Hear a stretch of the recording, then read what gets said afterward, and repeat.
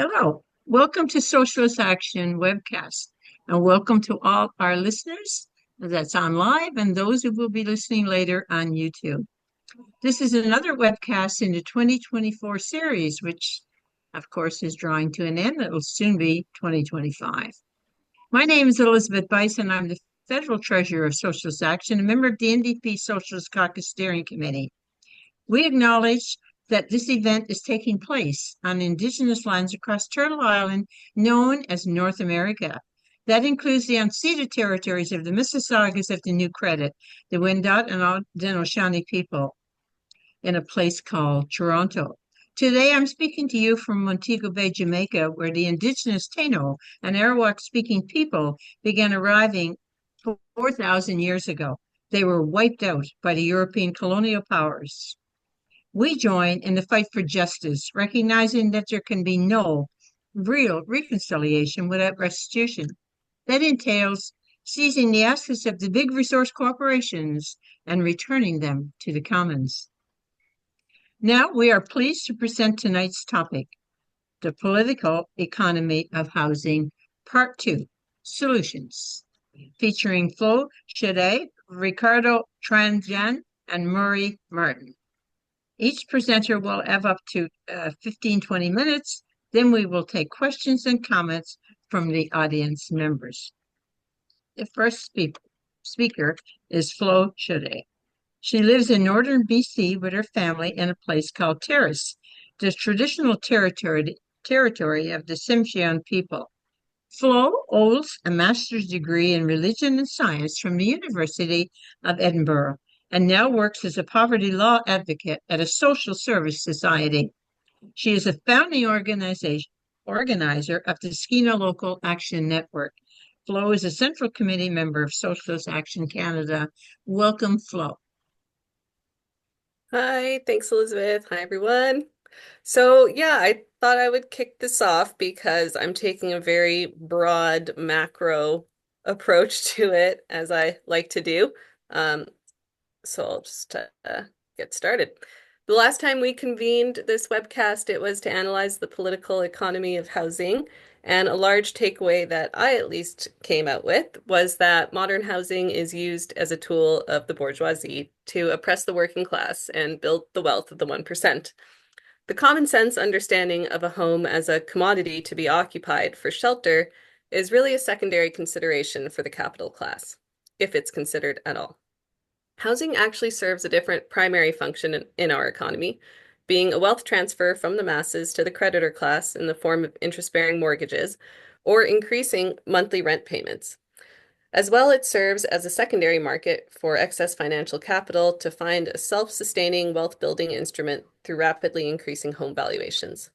In both cases, housing serves as an economic rent extraction program that creates fictitious value and capitalizes it into wealth with little to no real productive input substantiating that value. When we analyze the housing market along these lines, the policy applications of bourgeois governments around housing become more comprehensible. The sad part is the general population, and even to a large extent the modern left, buy into an economic framework that would legitimize these policy applications as real solutions to the crisis. The critical question to keep in mind is a solution for what, and a solution for whom? If the core function of housing is not actually to shelter the populace, but to create wealth for the asset-owning capital class, then the problem is not so much one of homelessness and destitution as it is protecting the value of the capital class wealth through the housing market. And so bourgeois governments are limited by their own self-imposed ideology to solutions that will not ever make a dent in the capital gains profits of the 1%ers who use housing as a place to park their money. And these solutions can never interfere with their use of overinflated equity to make more money through more financialized rent-seeking means. This is why the land tax, or otherwise known as land value tax, has been such a key concept for economic management of the housing system and why it invites such vitriol and pushback from the capital class, not only today, but actually throughout history. To get a better understanding of the power and function of a land tax, I wanted to touch on some history on the subject. As it turns out, the question of a land tax has been at the center of economic, political, and philosophical fights for centuries. This is because the core dynamic between wealthy landowners hoarding assets that reap economic rents, and the debtor laborer who needs to survive on the fruits of their own labor or access to debt has not fundamentally changed that much. While we tend to think of subsequent epochs in history as discrete moments in time with a beginning and an ending, in reality, widespread systemic social changes evolve in a much messier fashion. Some might call it uneven and combined development, with elements of the prior modes of organization hanging on and re-emerging in narrower or augmented formats. We haven't evolved as a society so much, unfortunately, that the fight for a land tax is no longer an issue. So one significant flashpoint that happened way back in the 13th century, wherein the notion of increasing the land tax was essentially what prompted the barons' revolt against King John of England in 1215, leading to the signing of the Magna Carta. King John had increased taxes on the barons in an effort to resource his army for a war against France, which he eventually lost. And in those feudal times, this meant a tax on the earnings or products generated by the land, as that was the main capital asset. And land, of course, is a natural monopoly for those who are able to obtain property rights over it, as there is no labor and little input costs for its production. At that time, barons played a progressive role against the royal aristocracy in heralding some limitations on the divine right of kings, which gave royals carte blanche to rule however they wanted with no accountability in common law. The Charter of Liberties contained all sorts of clauses about protection of church rights and other interests of the rebel barons, but functionally, and in line with a materialist analysis, the final straw that was intolerable to these barons was the taxation scheme that would decrease their wealth, in which the king was changing arbitrarily. As it turns out, the Magna Carta was not an everyman's document for liberation, despite how it's often treated today, but much like the American Constitution, it actually meant to entrench capital power dynamics, but in a different, more modernized format than the divine right of kings. All in all, it was a step towards liberalism that changed who the ultimate rentier was allowed to be in the political economy. Another important time for the land tax came in the mid-19th century with the advocacy of the physiocrats and classical economists such as Ricardo, Smith, John Stuart Mill, Henry George, Proudhon, and Marx. The French Revolution had continued the trend set forth by the Magna Carta of increasing the power and autonomy of individual capitalists against an inert and unproductive aristocratic class. Wage labor and the uneven accumulation of capital it could provide brought new opportunities not seen under total feudal control. Now there was the possibility of competition in a market where there were only fixed tributary dynamics before.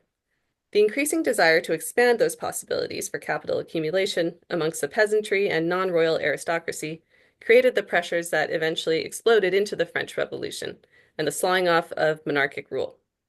It's in this sense that Marx, along with other classical economists, viewed capitalism as a revolutionary force in the face of feudalism, insofar as it rid society of the exploitation of the rentier and promoted productive competition and social mobility. There's a fascinating anecdote about this moment in history between 1815 to 1848, during which time the industrial capitalists, emblemized by thinkers such as Adam Smith, joined forces with the nascent banking industry that had arisen in the context of international trade to take on the power of the landed aristocracy and demand the repeal of the Corn Laws. Throughout the 17th and 18th centuries, Christian churches had a ban on usury or charging interest. These bankers were able to get around that by applying a fee to foreign exchange transactions, which they called agio, or essentially arbitrage. So they grew their market in international trade, and their base of customers took the form of international merchants and investors. It was in their interest to promote their home country as a place friendly to foreign investment, which meant keeping the cost of labor low. This is where the physiocrats, or so-called Ricardian socialists, came in too. They also wanted to see low labor costs in order to support a strong private industry sector and make England into the workshop of the world. The classical economists were of the mind that the best way to do this was through public provisioning of basic goods that support the needs of labor. If you minimize the necessary input costs of labor, which is to say the things that keep humans alive and living as productive workers, such as food, shelter, healthcare, education, and transportation, then the cost required to pay labor is also minimized. This principle can be seen as effective in Bismarckian state socialism, the early American century, and modern China. So the industrial capitalists and the bankers joined forces against the landed aristocracy because they were pushing for tariffs on imported goods, the Corn Laws, a reaction to liberalizing of foreign markets that happened between England and France after the Napoleonic Wars. Given that they were the major landholders, agriculture was at that time one of their main sources of revenue off the land. So they were not tolerant of competition and a potential haircut to their wealth from French imports. Food costs at that time was also one of the greatest expenses for the wage laborer. The banking and industrial capital sectors worked to enact the eventual repeal of the Corn Laws in 1846, a major blow to the gentry. A short time later, this antagonism resulted in a sharper contradiction and a clash of forces during the constitutional crisis in 1910 in Britain, which was specifically triggered by the demand for a substantial land tax. The Liberal government in 1909 had passed a bill called the People's Budget, which called for a significant progressive income tax structure, would nationalize land valuation, and apply a 20% value tax upon transfer. While it passed the House of Commons, it was defeated in the House of Lords, which was mainly made up of wealthy landowners who had an interest in quashing it. This led to a constitutional crisis and standoff, two hung parliaments in a row, and eventually led to the concession of the House of Lords under the threat that Liberals would simply stack the House of Lords forever. They codified the subservience of the House of Lords to the House of Commons on budget bills in the Parliament Act of 1911. However, it must be noted that throughout all that upheaval, the one element of the people's budget that did not survive the negotiations was the land tax. It's clear from historical review that for the rentier, the land tax has always been a red line. Now to bring us back to the 21st century, we can see things haven't changed so much in that regard. The shape and formation of the rentier landowning class has evolved, but the class dynamics remain. The shift from aristocratic gentry to the mortgage banker as the main land rentier in town really took hold in the post-war era when home ownership became widely democratized in the West. Through this process, the working class was brought into the fold of land ownership and became incentivized to support the maintenance of high asset prices. The situation became supercharged during the neoliberal reforms of Reagan and Thatcher, which substantially eased access to private credit while also stripping away public investment in place of deregulated free markets, so that cost of living went up and the masses had to rely more and more on credit to survive. During this time as well, the conflation between real estate and land as the locus of valuation on individual properties occurred as land use grew increasingly away from agriculture or natural resources, as these were concentrated in commercial sectors only. It was during this time that we really see the emergence of the concept that a home is worth as much as a bank is willing to lend against it, because home prices became a function of access to credit by interested home buyers and little else. Prices in a capitalist system are always a reflection of what the market can bear, and not an accurate reflection of real resource input. What the market can bear is directly linked to what someone can afford, and what someone can afford is defined by the amount of capital they can access.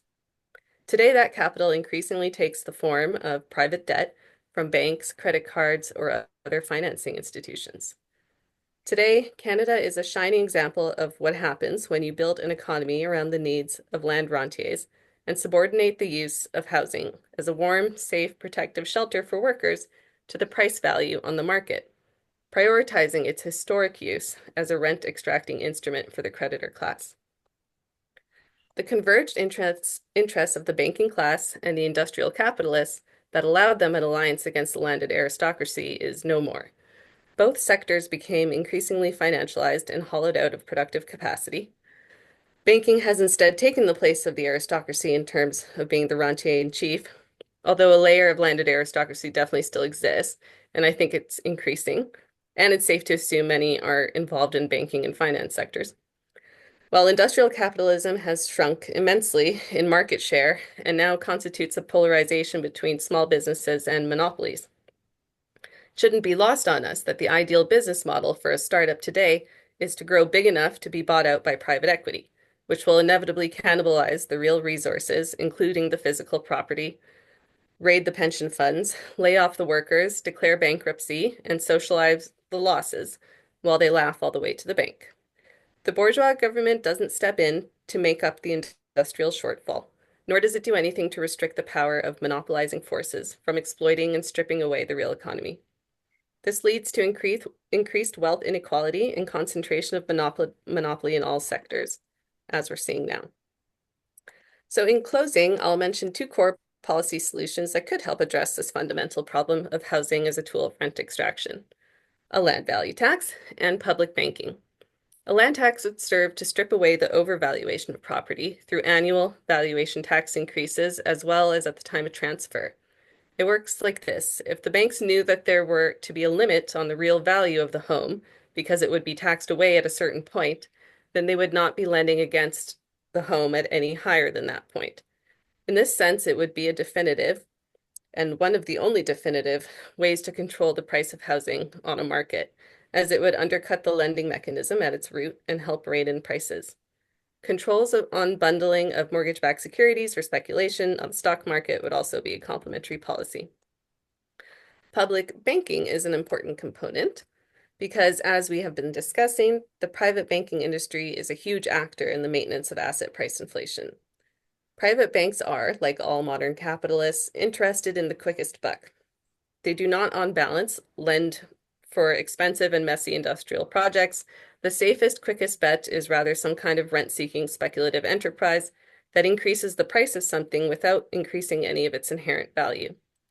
They then take that overvaluation and use it to leverage other investments which similarly rent-seek and do not add to the productive economy, such as stock buybacks. And on it goes until here we are.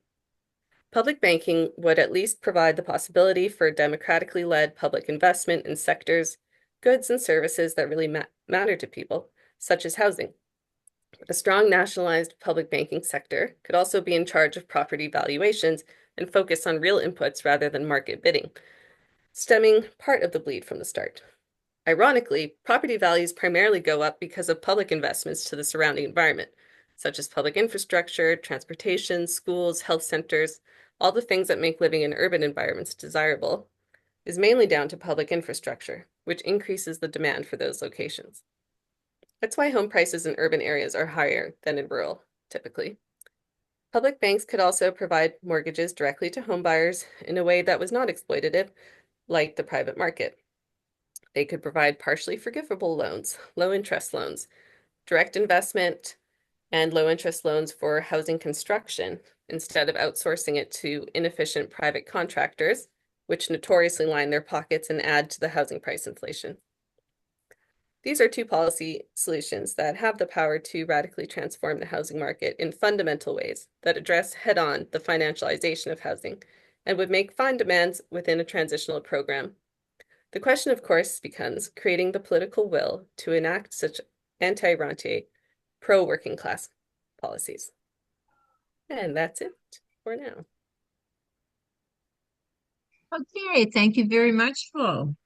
Now for our second speaker, Ricardo Tranjan, as PhD, is a political economist and senior researcher with the Canadian Centre for Policy Alternatives. He is the author of two books, A Scholarly Analysis of Participatory Democracy in Brazil, 2015, and the national bestseller, The Tenant Class, 2023. A frequent media commentator in English and French, he lives in Ottawa. Welcome, Ricardo. Good afternoon. Thanks for invitation. Thanks for everyone who is connected or listening to it later on. As been mentioned, I put this book out last year called The Tenant Class, which proposes an interpretation of the so-called housing crisis that is much in the lines of what Flo just presented. It's not a housing system that is in crisis per se, but it's a housing system that is for profit and that is embedded in a capitalist economy. And there are a number of norms, rules, laws, and institutions that are being put in place to protect profit, to ensure the returns on investment. So in many ways, there is no housing crisis per se, not to belittle the hardship that a lot of people are really experiencing, but what we have in place it's a system that is working really well. It really, you know, works like a whistle from the perspective of what is intended to do, which is to transfer wealth from working families to the property owning class. It does really well. It is only from time to time when there is a larger and to be slightly cynical, a more upper sort of middle class segments of the population that are more negatively affected by it, that it becomes then you know, reason for debate and for outcry and so hence everything we see in the media almost every day. So that's kind of like the in a nutshell, it was the key argument of the book that lands on a call for people to pick a side, much like in a class struggle. There is no sort of win-win policy solution to these debates. It is really a class struggle between those who are, you know, exploiting and those that are being exploited. And the way out of this is to have enough political power to push back. So that's the sort of the big picture, just to give folks a sense of where I'm coming from. My day job, however, is to engage in these policy debates. And just as I was preparing for this talk, I was also preparing for being on the radio tomorrow morning to discuss the National Housing Strategy and the latest report that talks about it's an independent report by the Parliamentary Budget Office that looks at the results of the national housing crisis and sort of attempts to explain why it hasn't delivered, why despite increases in investment in the past couple of years, the situation is ever more dire for a large and growing share of the tenant population, right? And so I'm in this position where I have to talk about these issues, and there's part of me who kind of knows how to engage in that kind of, you know, policy tweak that we need. And there's part of me who's like, where do we even start? Like where do we even start talking about this strategy within the context of this capitalist economy with the government of the day and so on. So, and I feel that perhaps that's not something that I'm the only one who experiences. I feel just talking to friends and colleagues and comrades that sometimes other people kind of find themselves in this similar situation of understanding the you know, the structural problems with this our housing system, and yet having to engage in conversations that are kind of framed in a way that they're not, you know, that are pretty limited, and how do we kind of bridge from one to the other. And that's kind of like what I can you know, spend a few minutes talking about how to bridge from this very limited housing conversations that we hear every day about policy and supply and demand and building more housing and so on, and from this kind of, you know, very more in-depth and nuanced and structural and real critiques of the sorts that Flo just exposed. So here's the thing. I'm going to talk about four different things at four different levels. At the social cultural level, I think there's two factors that we can engage with and trying to address to shift the conversation. The first one, it's how our societies see landlordism. It's interesting because throughout history and in different times and places, landlordism, it's seen differently, right? It's you know, right now in Canada, it's seen mostly as a positive thing. Like landlords are often called housing providers. And there's this notion that of like, if they're not doing it, if they're not providing housing, it will get worse for tenants, right? So in a way, they're offering a service. They're almost doing a favor in some cases. The way it's worded, it suggests that they're doing a favor. Then we have sometimes a more kind of neutral role, maybe, of saying like, well, you know, landlords, it's a big group, you know, there's some good ones, there's some bad ones, but yeah, you know, it's kind of like this neutral view of landlords. But there has been times in England, among other places, where landlords have been seen more as, as a parasite class, as a rentier class, as a group that, takes advantage of other people, or people who need a roof, and try to squeeze as much money out of them as possible.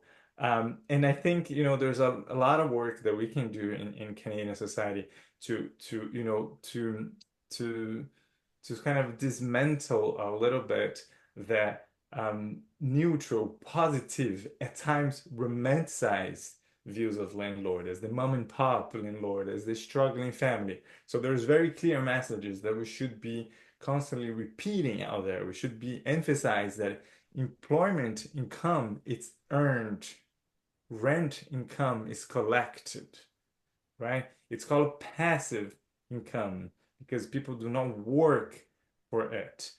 Land speculation and all that's more for the developers and for the land speculation, but land speculation is a purely financial game where people hoard, wait the right time to sell land and to just profit without producing anything, without contributing to society in any particular way. Even the classical liberal economists were wary of land speculation and of landowners who just held too much land and extracted rent uh, land rent of it, right? So economic rent and land rent. And so I think there's some work that we can do in very practical ways of shifting the view of landlordism in Canadian society.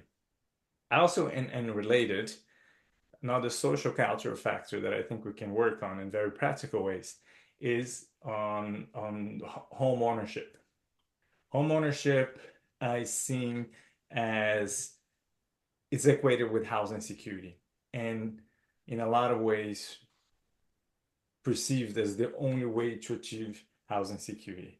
Um, and that is true in a society where tenancy laws are so weak, where there's so many loopholes, where we have, 4 provinces right now that have absolutely no rent controls whatsoever, where the laws and the institutions that oversee housing by and large protect landlords. Of course, everyone wants to, sort of get out of that situation.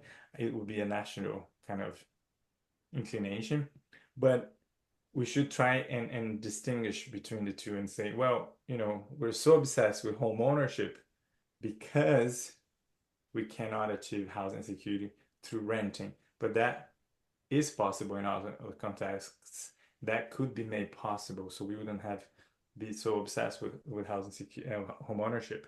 Another view of ownership that I think change at the social culture level that we can work on is, it's often perceived as a privilege and as a status and as an achievement. But I think a lot of homeowners right now would be open to the notion that it's actually an incredible amount of risk they're taking on their own in the absence of social welfare systems, in the absence of adequate pension plans, in the absence of an old age security programs that would actually ensure long-term financial security to anyone. So home ownership is the privatization of risk, is the privatization of welfare and old age security. Your government is failing you. It's not providing any of this.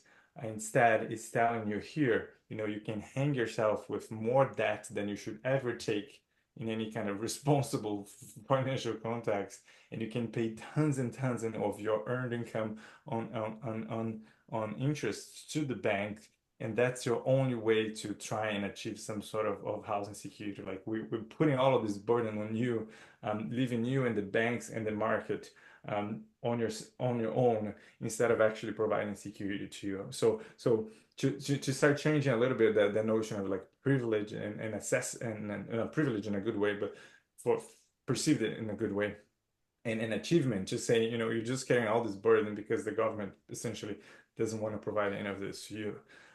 So these are kind of the social culture factors. On the economic front, some of the work that I've been trying to do through my commentary and other public speaking is also shift a little bit of the notion of high rents as something that impacts low and moderate income tenants. That is a problem from the perspective of household financial security. So it's basically, all the news stories that we hear, like poor tenants and tenants is struggling, tenants can afford this, tenants can afford that, which is true, but also shift a little bit the focus and have a broader perspective and say, well, it's bad for the economy too. It's just not bad for the tenants. And so in very concrete terms is when we talk about rent controls. And then why would we not have rent controls? Well, having rent controls could be negative for whom? Well, obviously for immediately would be, negative impact landlords because they wouldn't be able to maximize profit the way they like to. But what about the other sectors of the economy? Traditionally employers, not in the real estate industry, like rent controls, like low wages, it puts less pressures on low rents put less pressures on wages. Main street businesses in low and moderate income neighborhoods, if there's more disposable income, if the landlord's not pocketing everything, there's more money to go around. Economic productivity related to long commutes and access to labor markets and all of that, economic kind of classic economic conversations, are positively impacted by rent controls and lower rents. There's more conversation about productivity in Canada right now, and discussions of trying to figure out what's dragging, the economy, why the economy is kind of dragging on the productivity front. And it's like, well, real estate's too good of an investment. Why would you, invest in something else? So there's this broader economic debate where we can try and it's always like a delicate alliances, but we can turn other sectors of the capitalist society that have been traditionally in confrontation with landlords and this dislike landlordism in general, and kind of bring them back. Of course, nowadays it's difficult to do it than in previous times for a number of reasons.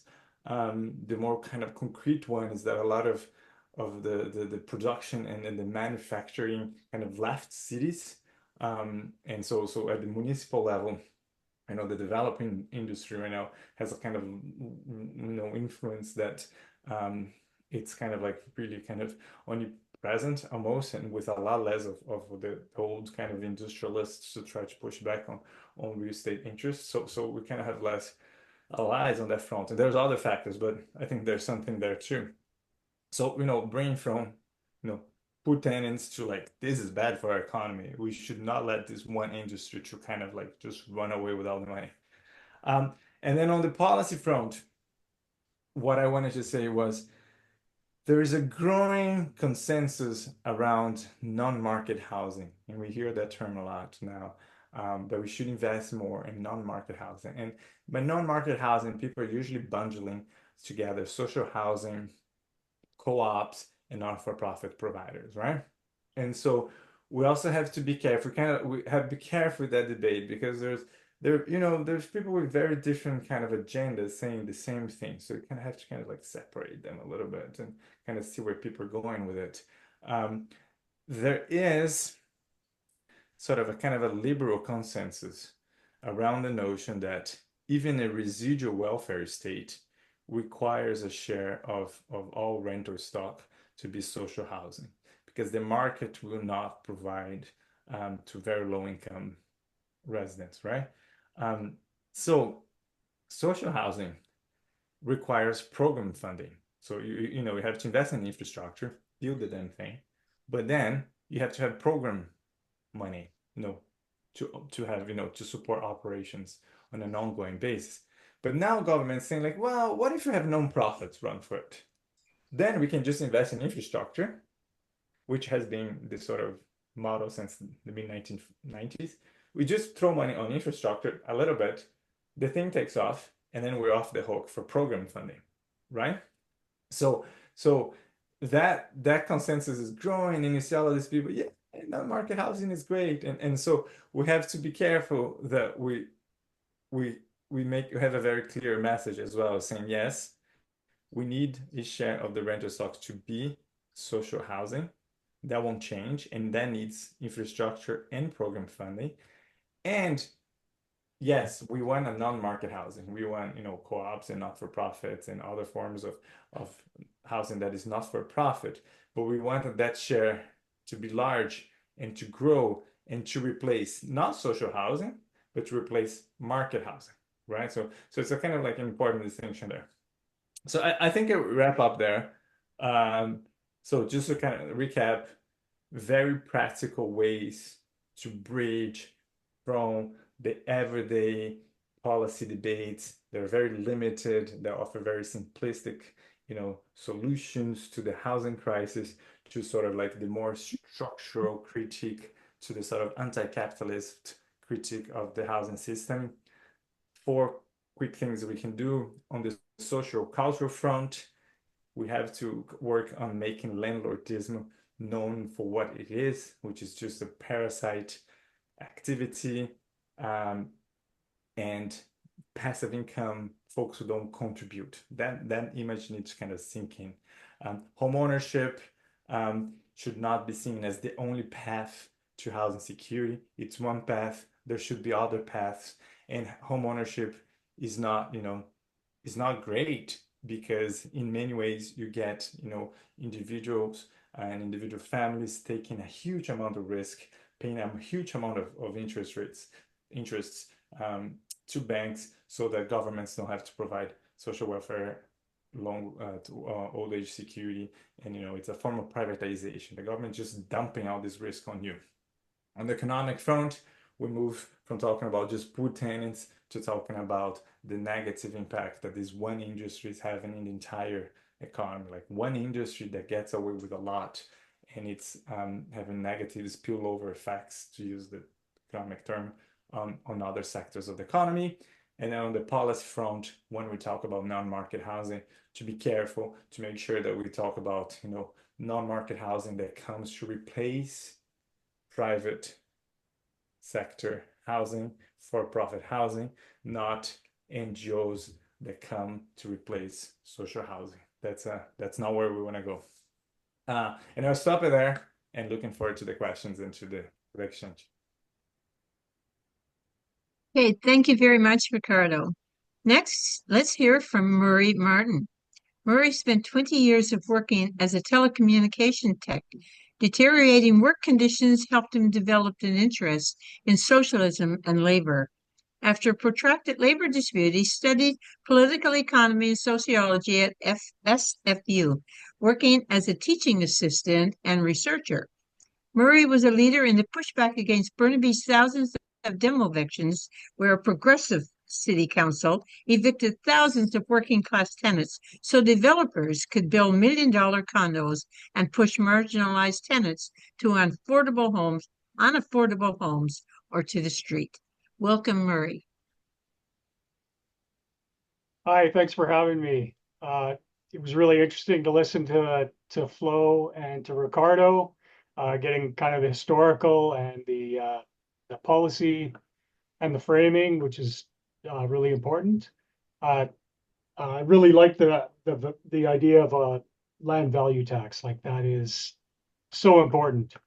That basically we're not taxing that, and that's one of the key contributors to this crisis, the financialization of land. And some of the things that Ricardo mentioned there, like, I run into this all the time. I'm a member of Acorn in Burnaby here, and we get a lot of tenants showing up, and maybe because they got a family member or a friend who's like rents a basement suite, they're sympathetic with landlords kind of on the whole. And we're continually having this dispute, like, on one side, there's me villainizing landlords as parasites, as economic parasites. And then there's people who don't know, these big CEOs and these big companies who are always talking about landlords as if it's just a mom and pop renting their basement suite, which, the CCBA did a good survey here in BC, where they found about 23% of people rent from what would really be a mom and pop, where the landlord's living in the same building. And I think that's really important. So I guess I'm going to take a different route. I'm just going to. I don't think there's anything more I can add to what Flo and Ricardo put out. So I'm just going to go through like a campaign that we had here in Burnaby starting like in 2014. So I'll just kind of lay the land, and hopefully I don't go over time. I've tried to write it out so I'm not rambling because I have a tendency to ramble. So Burnaby, it's the third largest city in BC with about 270,000 people. It's a suburb of Vancouver, and it's mostly single family homes. I think it's about 35% renters, maybe 40. So just think of Burnaby as a square shaped suburb with 4 town centers in each of these uh, uh, squares of Burnaby. And the largest town center is Metrotown, and it's got about 50% of the purpose-built rental apartment buildings in Burnaby, so about 5,500 units. And Burnaby is kind of like, has this mythology of this kind of left-wing bastion. It's been ruled for decades by an NDP municipal party. And Tommy Douglas back in the day held a seat here. It's generally considered NDP safe territory. And so in 2013, I joined Acorn, and we and another radical left group, we noticed tenants were being displaced by gentrification in Metrotown area in Burnaby. And so our group Acorn and the radical left group, we formed the Stop Dem Evictions campaign in Burnaby. And tenants were being evicted from 2- and 3-story market rentals. They were being demolished and replaced with, like literally $1 million condos. Most of these buildings were built in the 60s and 70s. And, this wouldn't be a problem if tenants had somewhere to go that was the same rent or less. But the problem is they're all facing pretty big increases in rent. And so out of that campaign, we coined the term dem evictions to capture what was going on in this particular area that was really concentrated in one geographic area.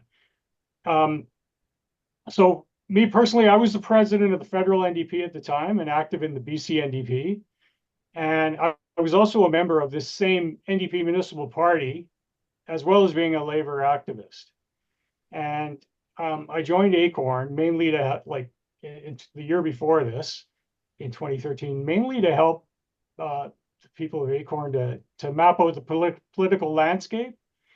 And I wasn't really planning to be an active member. Just I was pretty busy. I was working as a graduate degree and teaching at SFU, as well as being on the executive of the teaching and support staff union at Simon Fraser, and I was also a member of the Vancouver District Council executive. So I didn't really plan to get that involved, to just tell them how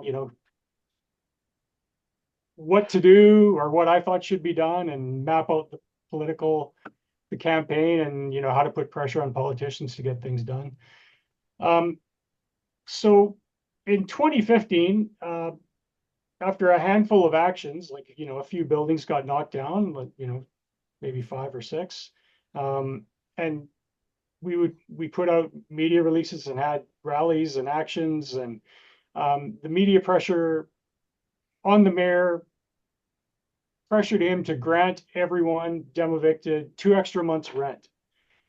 So the provincial standard in BC, if you get evicted for a demolition, is you get 1 month's rent and goodbye. And so the mayor decided, okay, we'll give him 2 more months. And so the mayor in Burnaby, this was kind of like the last place you would think that this kind of a thing would be happening, because the mayor was a longtime NDP stalwart. And by 2014, his party had won every elected position in Burnaby for the last 3 elections, not just council, like school board and everything. He was very popular in the left and with environmentalists, because he refused to privatize municipal services And he was opportunistically a fierce opponent of the Kinder Morgan pipeline, which ends here in Burnaby. And so there was a lot of support for him. But like there was a lot of things that people didn't really understand. He was also like a Trumpian figure, kind of before Trump, and he would make bombastic remarks. He was a bully. He dominated the council and party through fear. People were terrified of him, like the other councillors who were in his party. And like he infamously told a reporter in an interview that poor people would steal your mother's gold teeth if she was lying unconscious on the ground.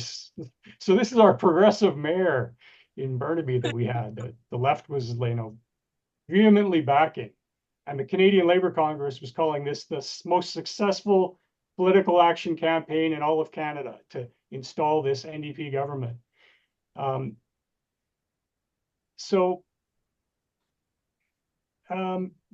He would call activists trying to get more transit-oriented planning, like Che Guevara wannabes, like to their face in the council meeting.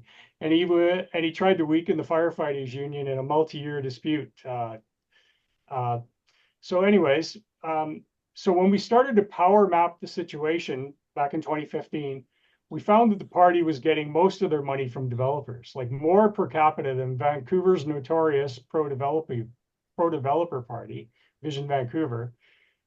And they were also getting a substantial amount of funding from city's CUPE's workers because they weren't privatizing jobs out to the private sector, like garbage collecting, things like that.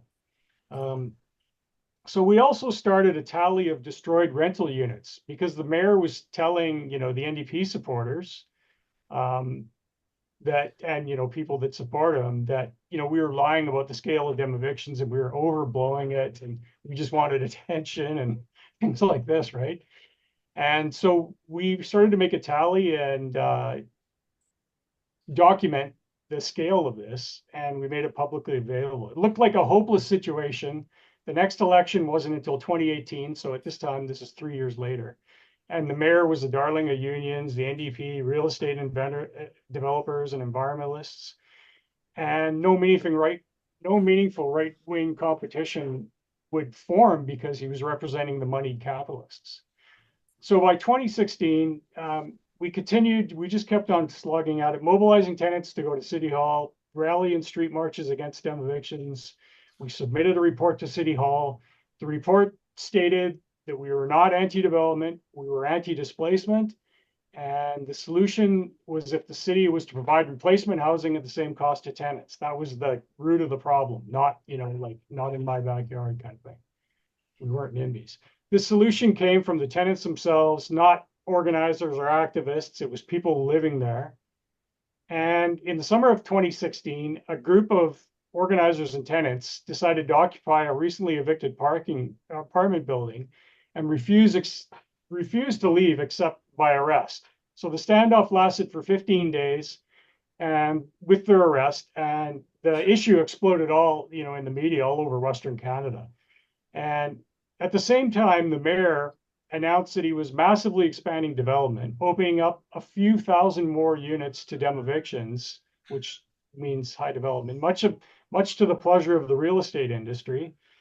And overnight land prices skyrocketed in the area, creating several $billion in wealth in a matter of months, like on these land values.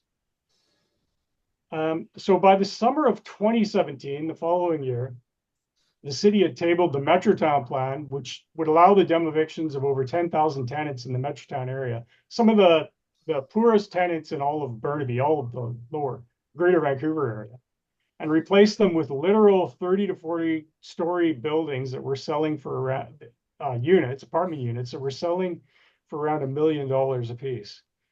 We organized the tenants to occupy City Hall chambers during the meeting. And when we did, the mayor and council, hid back in a panic room, locked the door, called the cops, the cops ended up outnumbering us, literally outnumbering us and throwing us out. So later, a City Hall insider told me that the mayor had yelled at the police chief for being too gentle and throwing us out. He wanted it to be more violent and physically assault us. And, this is the kind of guy, the progressive mayor and council we were up against. And if it, after this plan passed, there was a split in the demevictions campaign, in the Stop Demevictions campaign. And the radical group was saying that this proves that they're not going to waste any more time on bourgeois politics. It's a waste of time. And instead, they were going to, like paint slogans on buildings, march in the streets, and create a tenant defense network. So, like our residents of the neighborhood decided, despite the odds, we're going to keep on going after the politicians. We're going to focus on the election that was about 15 months away at this point. So in 2018, the year of the election, it was October. So we started our campaign showing the mayor was an enemy of workers, tenants, and leftists. So the NDP and Labour were still behind him, but so we turned out several times in opposition to City Hall when buildings were rezoned. So anytime they had a hearing, we'd get down there and we would call the media and make it a spectacle. The mayor's polling was telling him in the spring of 2018 and the elections in the fall in October that his popularity was falling. So he tried to make the election issue about the opposition to the pipeline. But we did a lot of grassroots work, door knocking, petitioning to make sure that the issue was demevictions. Going out and talking to people in the public, just thousands of hours of us going out and doing this. I was probably doing 60 hours a week. It's some of these last few months coming up to the election. So in a panic, the mayor canceled 2 public hearings in the months before the election because we had threatened to get so many people to City Hall and make it a spectacle. Like we had at one point over 1,000 people planning to descend on City Hall on the meeting that he canceled. And even though the mayor outspent his opponents by 10-1, and there was no real opposition party, an independent mayor candidate ran from the firefighters union, and Mayor Corrigan was kicked out of office, and we got a more tenant-friendly mayor. And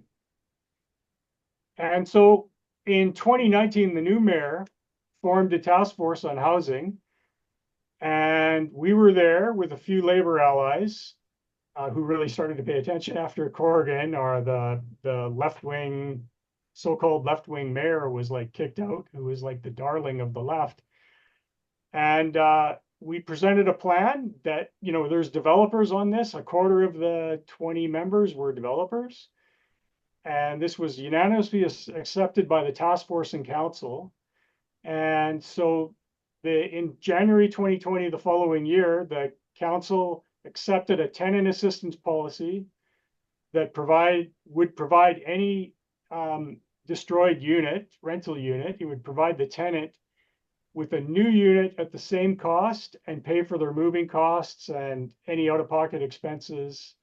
And if there was not a unit for them to go into, it would provide rent top-up until developers built them a new unit. The city is now today planning to create their own housing authority. So basically a state-owned at the municipal level social housing to build and manage social housing. So I'll just kind of sum it up. There's some of the lessons for organizing that we learned from this campaign is power mapping is so important.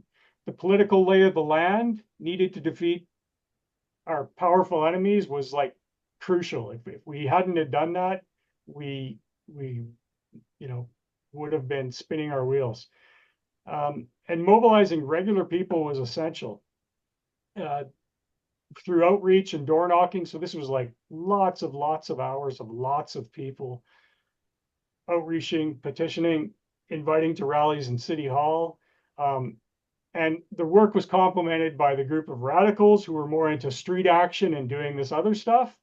And, by the time of the election, I was quite surprised, a lot of small landlords, mom and pops who rent their basement suite, property owners were just so disgusted with this mayor that they would they voted the new mayor in. So focusing on how power functions was really important, and seeing how they see the situation, like our enemy, how they see the situation. Uh, in this case, most of the actions were directed at politicians, as they were the ones who were voting for these rezonings. We did a few actions against the real estate industry, the developers and landlords, but this was only considered in the bigger picture if it would generate media that would put focus on the mayor and council, the elected people, because ultimately they were the ones making these changes. You know, so today we have what I would call the best tenant assistance policy in Canada. But we still have these massive problems. There's still lots of problems with this individual policy. People are falling through the cracks. Developers are gaming the system, and there's units sitting empty, so developers don't have to fulfill their obligations to this tenant assistance policy. But yeah, I'll just leave it there because I could go on for a long time about this particular campaign. So thanks for having me. Thank you. And thank you very much for your presentation.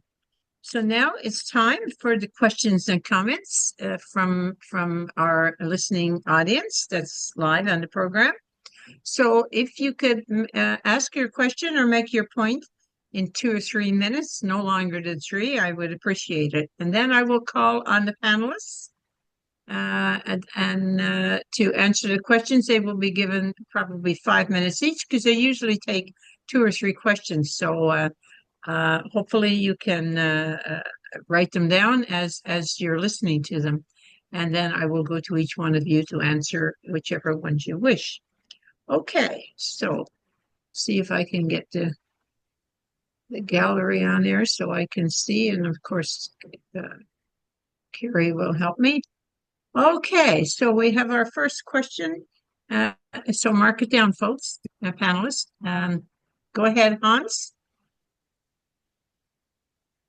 Well, I had posted a question on rent controls, which Ricardo had answered in the chat.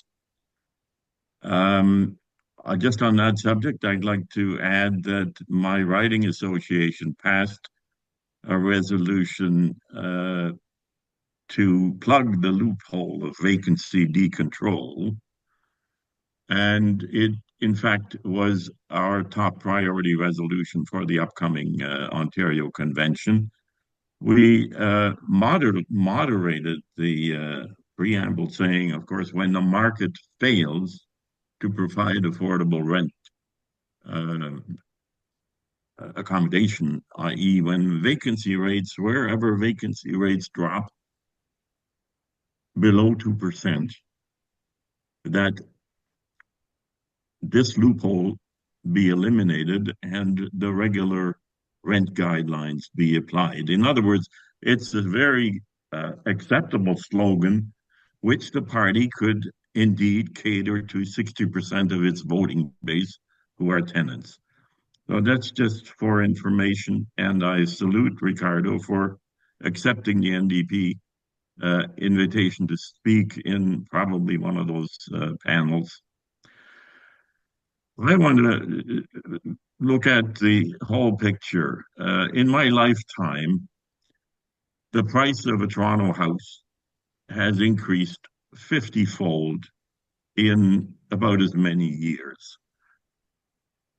A commercial property, often a rental commercial or a multi-unit residential unit, usually increased about 50 to 100-fold in market value. But here's the clincher. If you speculated appropriately, what you paid in the early 60s was multiplied 1,000 times or more to the current speculative value of land, which of course is not subject to market value assessment property taxes, not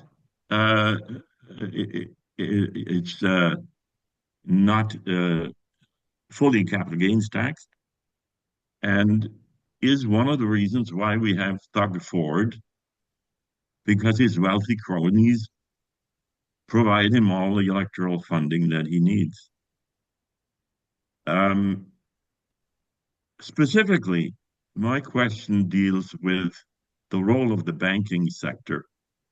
Given that we are in a housing bubble, the main driver, as I understand, of this bubble is the willingness of bankers to underwrite and give out subprime mortgages, which ironically the public sector then often insures through CMHC insurances. In other words, the public funds are used to back up the greedy bankers. Now, the bankers are the leading sector in the Canadian capitalist economy. They far outweigh the manufacturing sector in influence. And like Flo says, we need a public role in banking, and that doesn't seem to be forthcoming, and it certainly is not in the NDP's current program. Please wrap up. I think I'm wrapped up. Okay, thank you. Okay, I have a question in the chat. What are your thoughts on the national housing strategy? How can we use it as a tool to connect theory to practice and demands? And the third question, folks, I'm going to go to Barry, and I see other hands, but we'll come back to them later. So Barry, your question, 3 minutes. Yeah, thanks to the panelists for three very well presented, well researched, and timely presentations. Well done to all three, I would say. This is a timely topic, and an aspect of it has been in the news just in the last couple of days. When you talk about gaming the system, how about this? An antitrust lawsuit in California against RealPage, alleging that it used YieldStar software, AI, in an unlawful scheme to decrease competition among landlords in apartment pricing. This is just another way in which the conspiracy in the banking system and in the land ownership system and the lack of housing is influenced by these ancillary actions. I just wonder, kind of facetiously, should the U.S. face punishing tariffs if it doesn't house the houseless? No, of course not. I'm against no trade wars, but when you put the shoe on the other foot, it is kind of revealing. And finally, I'm so glad Flo identified the importance of transitional demands. Socialist Action, which is the host of this webcast, is, of course, for socializing the means of production, distribution, and exchange, and taking housing completely out of the market. But it's important to advance transitional slogans, which carry from present consciousness to the objective needs of the working class. And that's why land value tax, public banking, non-market housing, and which should be produced by public enterprise rather than trying to bribe the private developers to do it at excess profit rates. We should add rollback and freeze rents, expropriate vacant units in large buildings.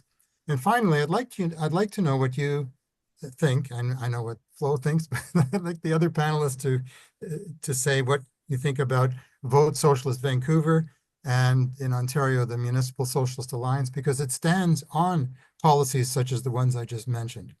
Thanks very much. Okay, before I go to the panel, comrades, I see your hands go up, so you don't have to wave them at me. Just relax, and I will get to everybody in turn. I'm taking 3 questions at a time. Okay, so now I'm going to go back to the panel, and you have 5 minutes each to answer whatever questions you wish. And we're going to start with Ricardo, then Murray, and then Flo. Ricardo? So I kind of wanted to I think there's a common thread there with the questions that I heard. on rent controls, on the fact that there's so much incentives for first-time home buyers, prospective first-time home buyers, the sort of the monopoly nature of the rental market becoming a little bit more palpable with the use of those AI softwares, and then the question about the national housing strategy. So one thing that I deal a lot with every single day, quite literally, is this supply and demand conversation, right? And it's so important that we, move away from that diagnosis of the problem and the sort of, related answers to the problem. So it's such that facile notion that the only problem we have is that supply is not catching up with demand. And that if we fix either by, addressing demand or increasing the number of houses, we're going to reach some sort of optimum equilibrium where everyone's going to live happily ever after. So that explanation serves as the basis for a lot of the government interventions that we see right now. Essentially, what it allows for is for governments to say, okay, so we need to build more housing because that's what's going to address the problem. So we're going to give more tax incentives, more tax cuts, tax incentive tax cuts, and subsidized loans, and all sorts of development charge rebates to developers so they can build more housing. And here we go. You gave a very powerful group in this country exactly what they want. It allows governments to Flo's point earlier, not to touch the land question, which is really the kind of the hard nut to crack, or the really fundamental problem with a lot of this debate that we're having, and then allows you to go to the prospective first-time home buyers and saying, here, here's another boutique tax credit, here's another tax-free savings account to help you to save for your down payment. Wait, we're going to make the down payment easier. We're going to bring it down from 20 to 15 to 5 to 10 to 5%. Wait, we're going to make your mortgages longer. We're going to give all of these incentives so you can kind of get in there. So this policies, as obviously all of you kind of understand, only make the problem worse. But you're not, you're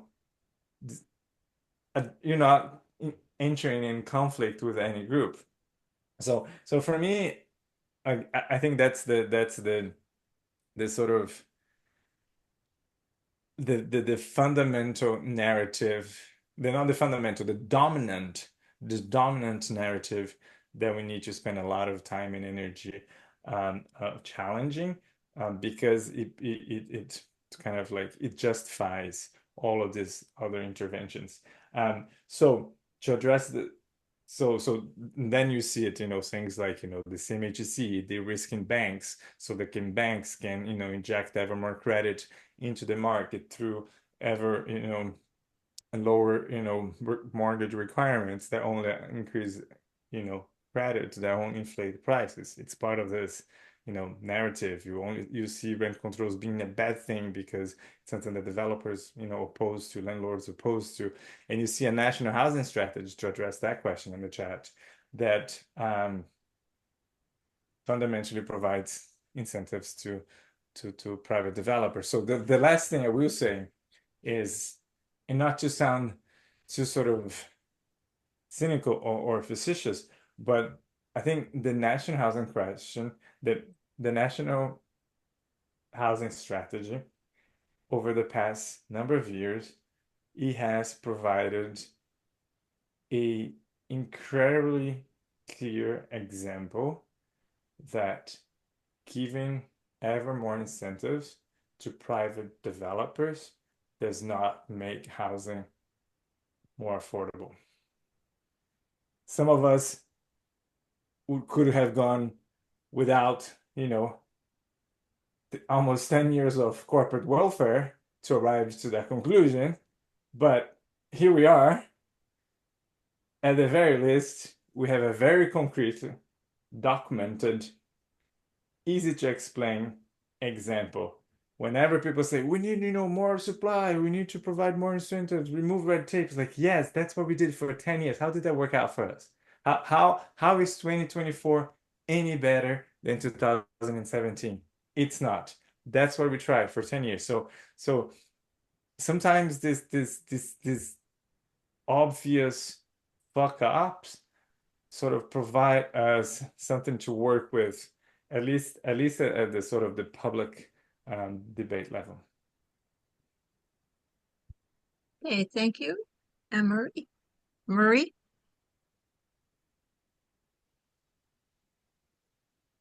Yeah, hi.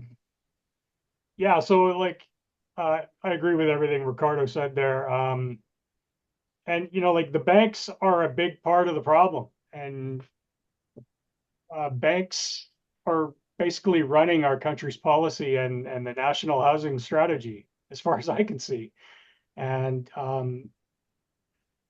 everything they do is just like Ricardo said, it's based on this fake supply and demand argument that doesn't even make sense when you get down and into the roots of like what it really means. Like, and you can start to see it happening now. Like I'm just seeing at the micro level in Burnaby, you've got developers choking supply, whether intentionally or not, as soon as their profits are like they're not profitable.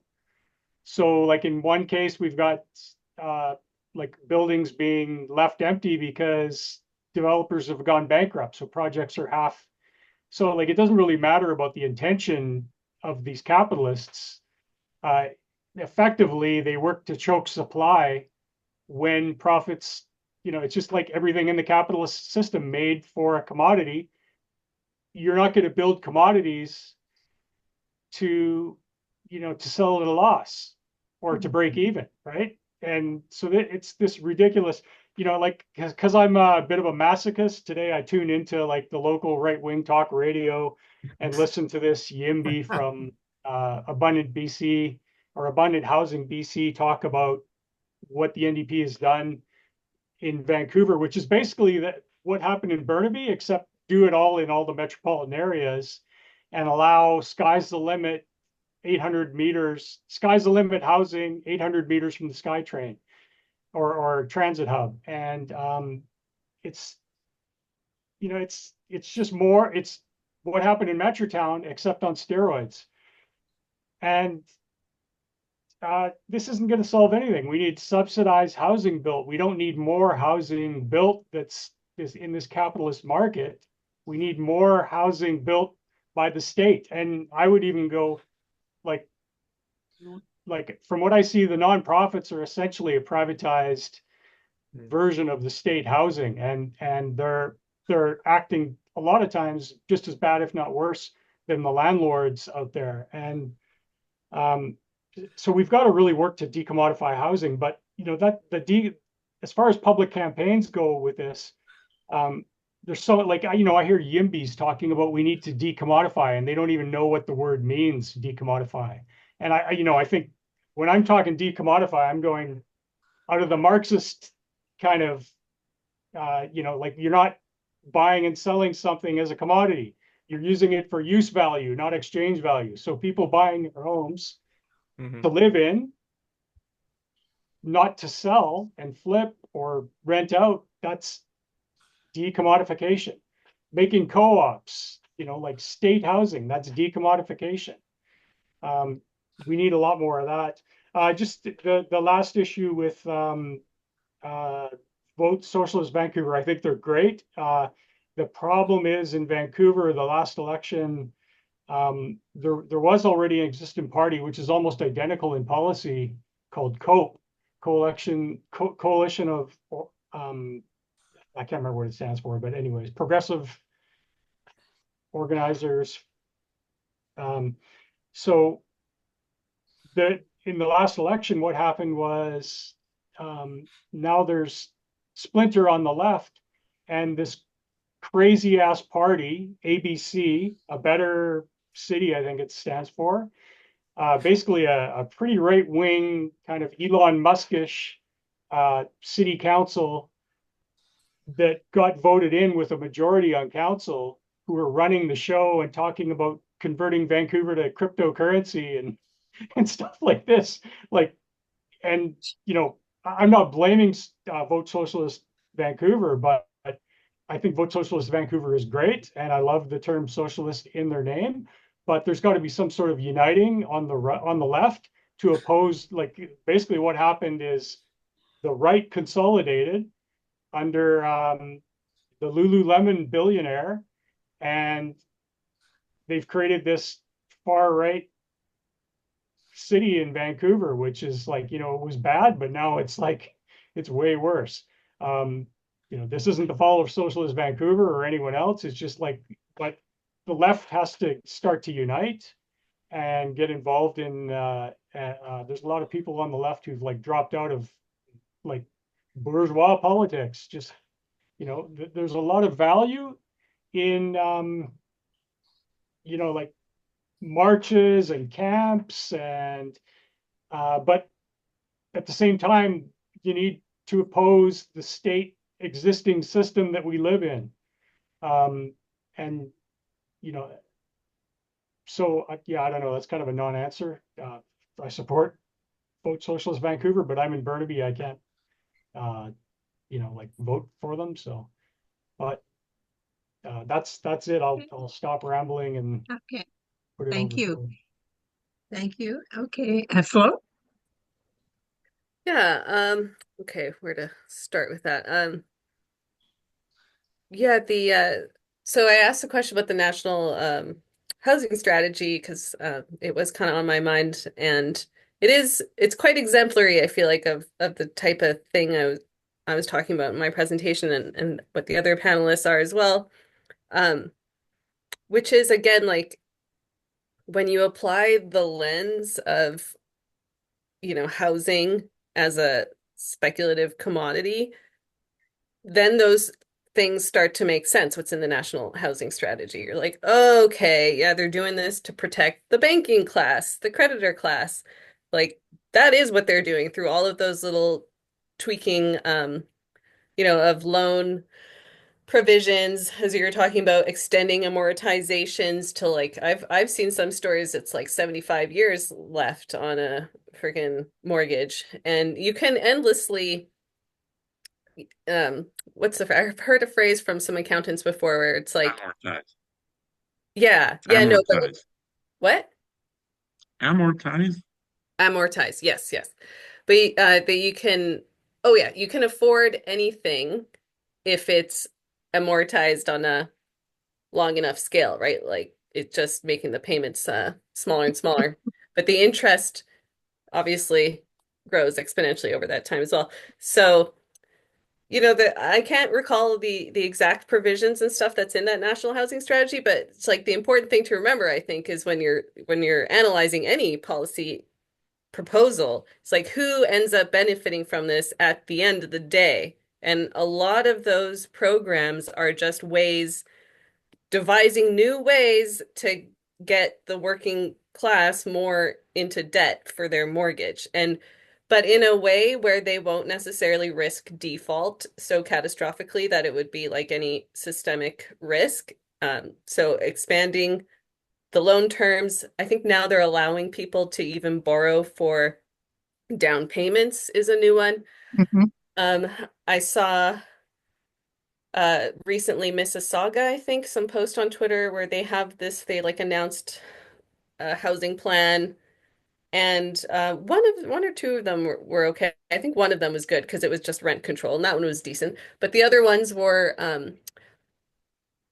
getting rid of development charges. And when I looked into that a bit, I was like, okay, what does that mean? And then it's basically that the charges that developers have to pay to the municipality would be waived. And they were saying this is about 170,000 per project that would be saved, right? And then I see the people in the comments, because one person was like, that's not going to do anything. And then people in the comments were like, yeah, well, if the developers save 170,000, that's going to be money that they don't have to charge on the market, and that's where the whole logic falls apart. It's like, no, that's going to be $170,000 at these developers' pocket that the municipality Right. falls. It's just an extension of the trickle down economy myth, right? Like, and I think it's been proven over and over again that that just doesn't work. But that, like the YIMBY and the NIMBY and everything else that we've been discussing is how liberals and capitalists are just fixated on governing. I think I mentioned this in the last webcast, but you can see it pretty clearly when it comes to housing that the only time the government will do any direct market intervention, and this is kind of going to Hans's point about CMHC, is when it's in service of the private market. So it's like it's even worse than just having a private market like running things. It's like the government is subsidizing them with public resources to do that. And you think about it that way, like it really is keeping housing prices inflated then. The bank is willing to lend out, whatever the market will bear, and the government is guaranteeing that the market will be able to bear that cost by backstopping it. So it's very circular and problematic there. What else I want to talk about?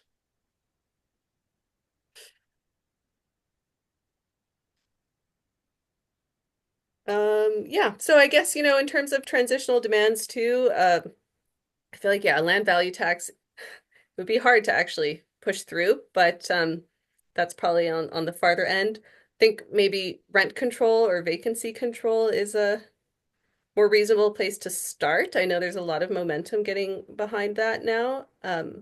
And really encouraging to hear, from Marie's experiences and other things I've heard how municipalities are really getting involved in the policymaking. And that could also be maybe somewhere more actionable where we can focus some efforts just to move things along and actually have these discussions that do highlight the impact of rent extraction, speculation, private bank lending on the housing market, and maybe move things so that people don't just lose hope and disengage, which also happens. I'll leave it there. Yeah. Thank you, Flo. Okay, so we're going to go back now for the questions, and I have two questions already, Judy and then Kieran. So, Judy, go ahead. Yeah, a lot of the people, I didn't hear a lot of the discussion. It was people were speaking too lowly, but I did like to. Afterwards, they started speaking better, greater at a greater level. But I'd like to say that even co-op housing is really the only way that people can get good housing. But even then, they're ableist at ages, and they try to throw people that don't quite meet their standards. They try to throw them out. I've been in the bank club for over 40 years, and still, so a lot of people in the club would like me just to leave.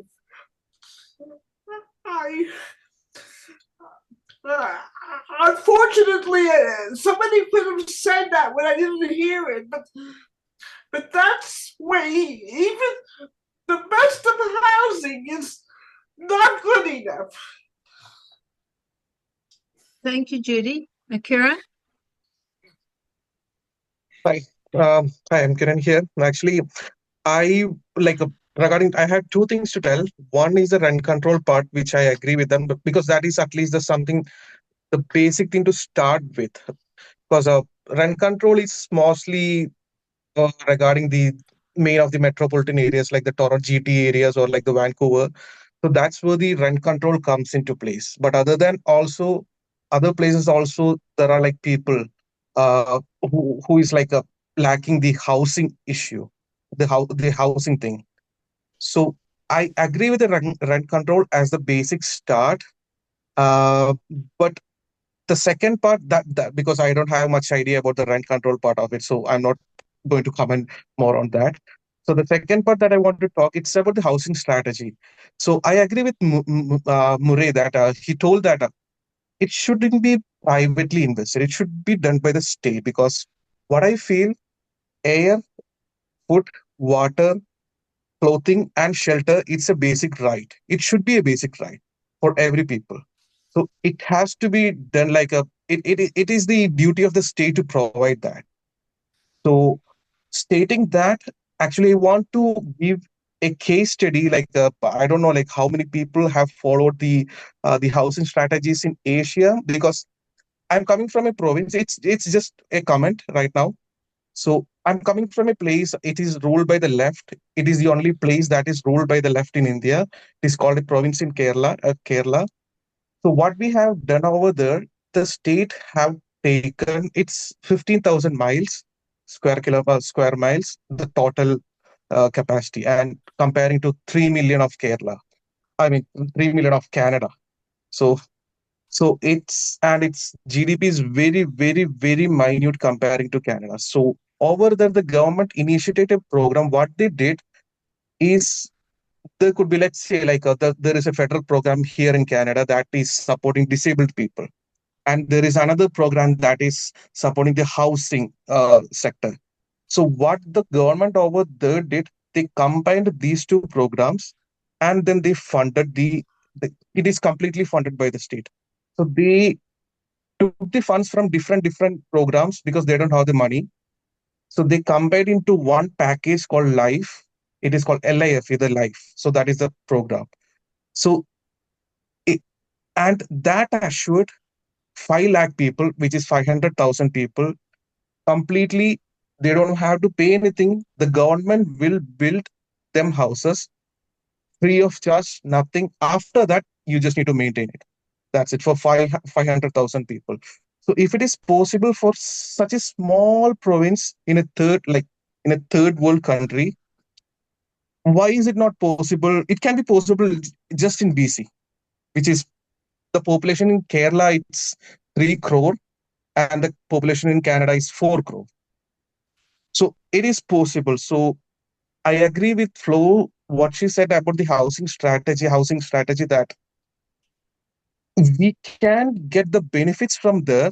That's my point. We can get the benefits from there, but we need to divert the funds from different programs and trickle it down to the people because that is the only way. Because right now, Please the wrap up. reality, yeah, we cannot take out the banks right now. So the reality we have to accept, and we need to help the more people that we can. That's what I. Thank you very much, Karen. Okay, so is there anybody that would like to have a question before I go to the second round things in the chat? Anybody that hasn't spoken would like to ask a question? No? Okay. So I'm going to go take one more question and I will go to the chat for that. And it says, please tell us more about the non-market housing sector.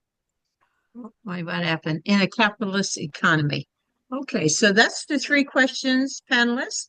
And we will start with Murray, then Flo, and then Ricardo. And you each have 5 minutes.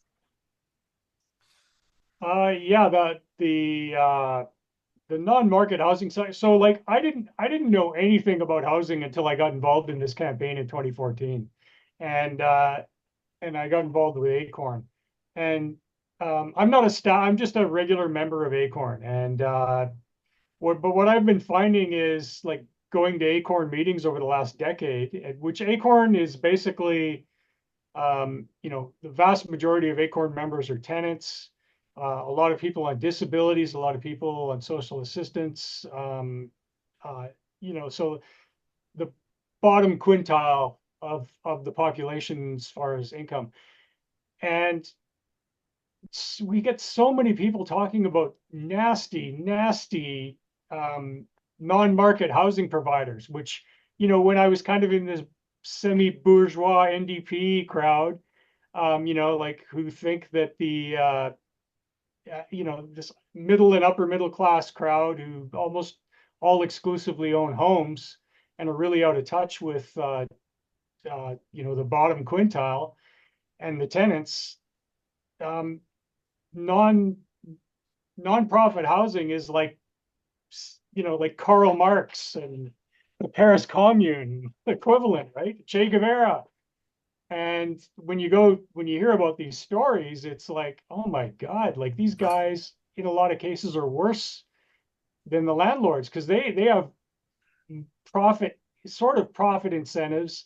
They might not be there to make profits, but they're there to have the CEO. Like, just imagine how many nonprofits we have that have six-figure salary CEOs and executives like padding their pay. I was part of a nonprofit in Burnaby here at the same time as all this was happening, and I was on the executive, and it was just like, this is really kind of run like a corporation as far as the way they think about the tenants and money. They're not really thinking in terms of providing housing. They're thinking of, getting rid of the troublesome people who cost them money and getting more non-troublesome people who who will pay them more. And this is why, like, I'm totally convinced that we need some sort of state-controlled body, which, at least it's accountable, through an election and through an elected government.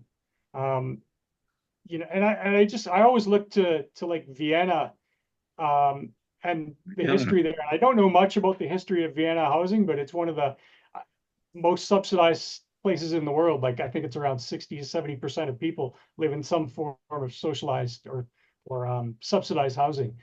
And surprise, surprise, when I looked into the history, it was kind of like when the communists took over, the Bolsheviks basically were allowed power for a year or two, and it stuck. And they've just built on that. Like this is the Bolshevik housing system put in place, and even the fascists kept it, and the neoliberals kept it. And to me, that's the model that's got to be kept. I just want to say, so I'm always thinking of campaigns built around policy asks, and I've never been able to come up with, like, a lot of people say America is an oil company with an army. Well, Canada is a bank with a police force, basically. That's our government. But to It's the talk nail on the head. to talk to regular people about this, it's you got to kind of simplify it. And I've never been able to come up with a campaign based on these, really, the banks and capitalism, without getting in these big long discussions. But just regular people, it's like in BC we have rent control, but it's like got a massive loophole because between vacancies they can raise it to sky is the limit. So there's a huge incentive to get anyone out who's rent controlled unit, because once they get them out, and proof is in the pudding here. Like in BC, we got Vancouver and Burnaby are two of the three most expensive cities in Canada consistently to rent in. So we're advocating for full rent control.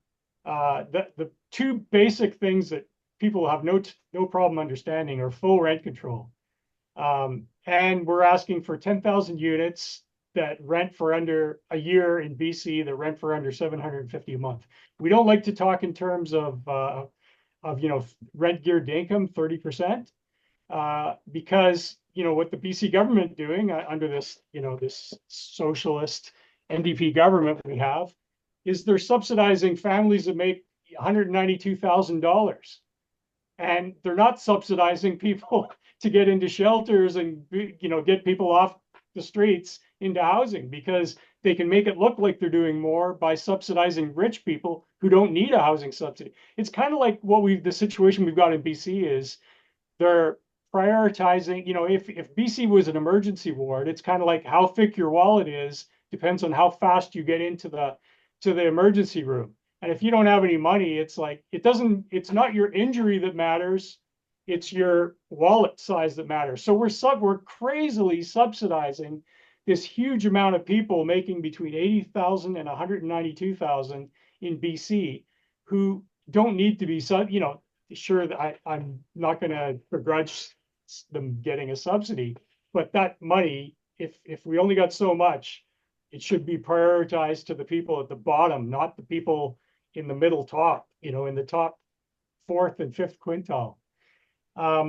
So those are our two main asks. We've got a lot of other things like landlord licensing. Why the hell should a landlord be allowed to rent when they've got a record at the residential tenancy branch for evicting tenants in bad faith, like hundreds? Like, it's just crazy. How can they even have a license? There's just, like, we're asking for I don't really like this one because it's the overhaul of the Residential Tenancy Act, because it's kind of a legalistic thing. But one of the things we're pushing for is that tenants, or I'm pushing within our organization to ask for, is that tenants should, when they're being evicted, they should all be given an advocate. 30 seconds. Automatically assigned an advocate, because one of the ways the whole legal system works is landlords come there with their lawyer, and then the tenant shows up who's never even been evicted before, and they don't know how the system works, and they're out. Yeah, and basically the rental market essentially works like a cartel. It works like a monopoly, even though there's this illusion of competition. There's not really competition. And the land value tax is great. I don't know how to sell it though. Thank you, Marie. Flo? Yeah, thanks for all that, Marie. So interesting. And I'm very curious to hear what Ricardo says on this too, on the non-market housing, nonprofit housing point that Judy was also asking about. Yeah, the way I completely agree. I see it in my work every day too, Marie. I know that you also do some advocacy, and in terms of how tenants are treated and how the nonprofit housing providers operate, which is really like operationally, it's identical to a corporation, to a for-profit corporation. And I've actually heard some managers and stuff referring to it that way, because that's the business model. It's still a revenue generating business model. The trick is they just categorize those revenues not as profits. They can be categorized as reinvestments, even if they're just going to like the top CEOs and things like that. Like, there's lots of really squirrely ways to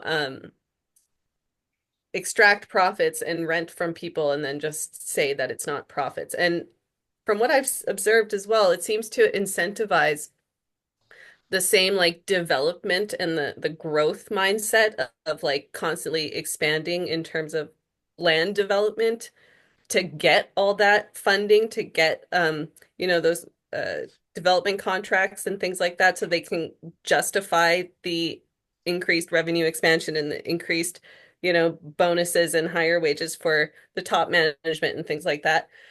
So it's a huge problem, and I'm happy that we're starting to talk about it, and maybe it's something that we can focus on more, because I think it does go some way to highlight the problem in the housing market in general, which is this for-profit model.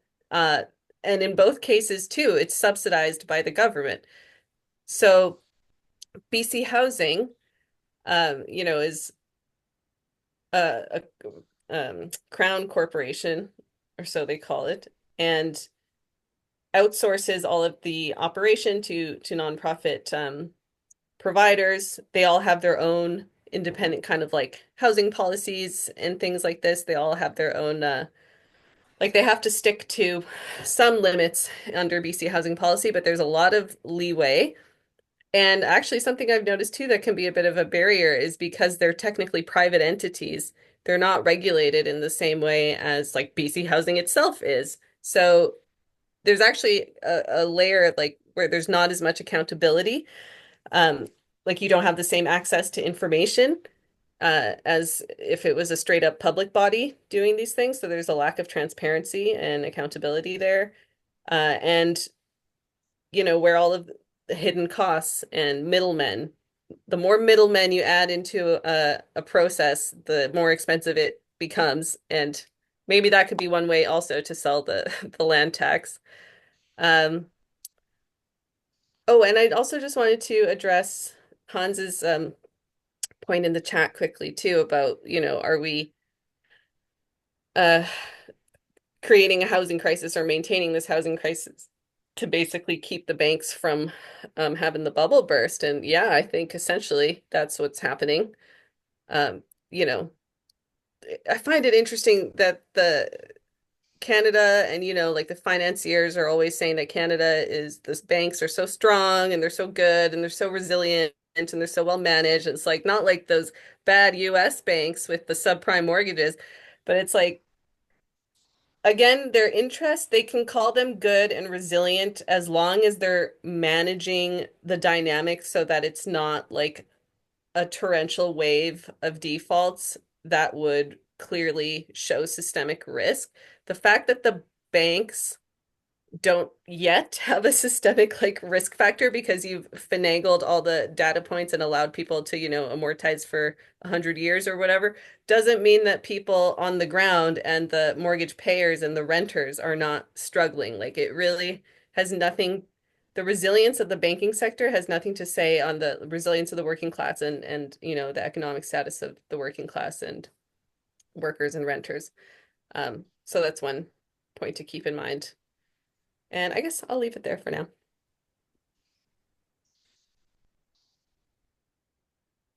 So I want to start, like, I really appreciate the comment that Judy made, because there's an obvious sort of contradiction with, progressive, so-called progressive or progressive lefty types in the policy world, pushing for more non-market housing, for public housing, for co-op.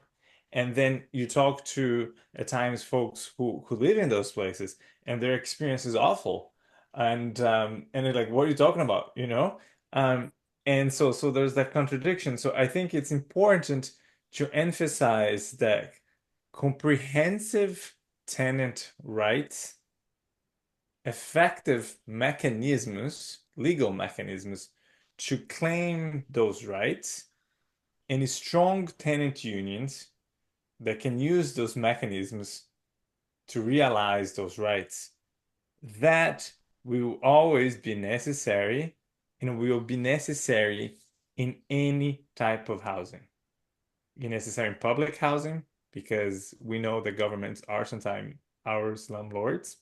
It's going to be necessary in non-for-profit housing. It's going to be necessary in co-op, which gets more complicated because of the co-op mechanisms. And most obviously, it's necessary also in private rental housing. So I think that needs to be put as, this is necessary no matter the housing model, period. Because that's the only way to protect tenants against any type of landlord, any type of management, period. And it should be clear for workers that we have, you have public sector unions. Some are the strongest unions that we have, or public sector unions. It's not because, you're working for the government that you accept that your boss, you assume that your boss is going to be any better. You organize all the same, right? And you have strong unions, much as you have in the private sector. Same thing. Different industries, you have labor unions, no matter who the boss is, no matter what service they're providing or where they're working. Non-for-profits, organize and unionize workers as well. I work for a non-charitable organization, and I'm lucky to be, a uniform member because I'm unionized. My shop's unionized, and that's great, right? So I think that mentality should be there. That notion should be there. When we talk about now big picture, I think I think it is a useful message and one that has the potential to resonate with a large share of the population, is that we need to remove profit from housing. Housing is too expensive because there's too much profit in it. Then, if we were ever to take that serious and start expanding the share of market housing, not-for-profit housing in Canada, then we would have some serious conversations about the different models and what works and what workers and someone who's running a non-for-profit housing organization, salaries need to be transparent, needs to be checked, and the CEO cannot make $1 million a year if that's your job, and we can have those conversations. The problem is in Canada, we always have had a very small sector of all rental house, a very small share of all rental housing and all housing in general. It's not for profit, and it has always been funded kind of like in piecemeal and like stop and go kind of fashion. The co-ops were kind of like change like what we're doing with the co-ops in the 19 we started in a particular way in late like 1970s 1980s, and then we changed and we cut funding and we make them beg for funding for renewals of each program and all of this. The non-market housing and the not-for-profit provider is the same thing. The CMHC doesn't always come up and come through for them as they should, because that should be the mandate of the CMHC. Governments fund and then unfund. So we have this kind of like very precarious kind of like tentative experiment almost with not-for-profit housing, because we protect the market. That's what governments do. And to the question from our colleague who provided the example about India and Kerala, and it's not about having the resources or not having the resources to create a large stock of non-market housing. The question is not the resources. Is the fact there was a choice made time and time and again to protect the marketplace instead, right? There's a great book. It's not here. It's in my office, but there's a great book called "Keeping to the Marketplace" by a historian who shows that, there are all of these moments of crisis in the rental housing market throughout Canadian history, and then governments and politicians and the policy experts get together and say, what are we going to do? And then there's someone who said, well, in Vienna, they're kind of like building a lot of non-market housing. Seems to be working. And everyone considers like, yeah, that's a great idea. Yeah. But no, let's give money to private developers instead. And that's why they do it. And then, a couple of decades pass, and then you have another crisis, and you bring different folks, different generations of folks to the room and say, what are we going to do? And they're like, oh, if you build more social housing, yeah, that's a great idea. Nah, private developers, let's give them money and they will save us. So it has been a choice made over and over and over to protect the private market. So, and the last thing that I would say, by way of an example, and hopefully use, for example, to use in our day-to-day conversations, is that I think Canadians kind of like get the notion that the reason to privatize public health care 30 seconds. or public education is that it would allow some folks to make a lot of money out of it, right? We understand that that's the impetus behind privatization in health and education, is that we have a public system that is universally accessible and that works for people, but there's a small group of people who's like, oh, we could make so much money if we were just to privatize that. If you to cut the system and make it shorter, we'd make a lot of money out of it. And I think that notion is already sort of very, kind of palpable in Canadians' minds. And I think we kind of should kind of use that to talk about housing.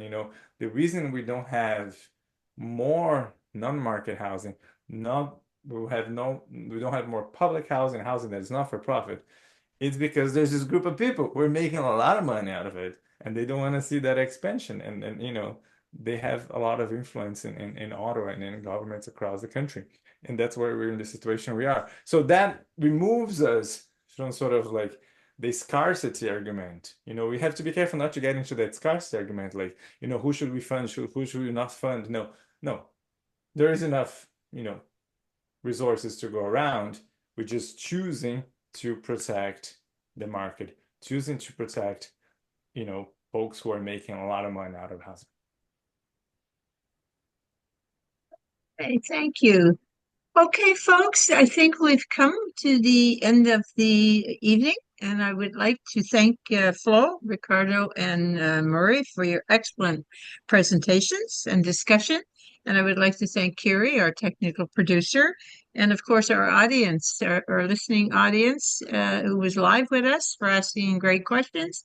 And I'm hoping, and I know for sure that there will be many more listening to this program on YouTube. So because the webcast is recorded and will be posted on the Socialist Action YouTube channel. I invite everyone to visit www.socialistaction.ca. If you would like to know more about our party and possibly to join SA, please provide your e-address on the website and call 647-986-1917. So thanks again to the panelists. Let's continue to struggle for good housing for all who need it. Keep in touch, folks. Stay healthy, stay active.